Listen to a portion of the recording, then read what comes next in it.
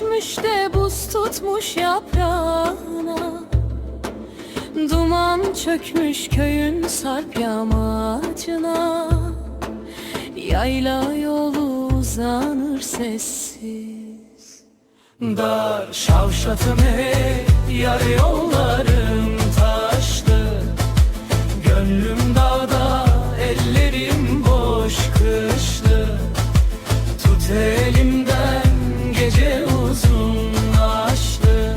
Bir sen varsın yolumu açan.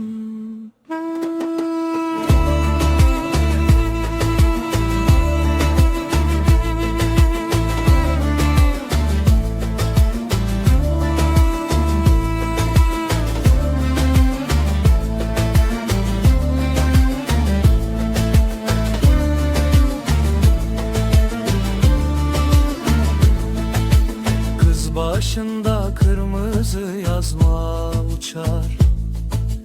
Delikanlı gözünde kor gibi uhar. İki bakış birden aynı taşa çarpar. Yürekleri gizliden usul yanar. Şavşat'ım hey, yar yollarım taşlı. Gönlüm dağda, ellerim boş kışlı. Tut elimden gece uzun açlı. Bir sen varsın yolumu açan. Kız yayladan in, akşam bastı dereyi.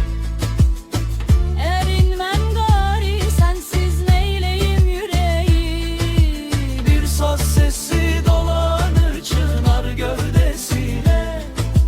İki ses de karışır aynı ezgiye. Şavşat'ım hey, yar yollarım taşlı. Gönlüm dağda, ellerim boş kışlı.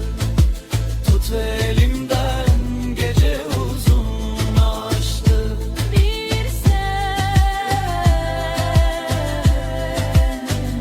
varsın yolumu açan.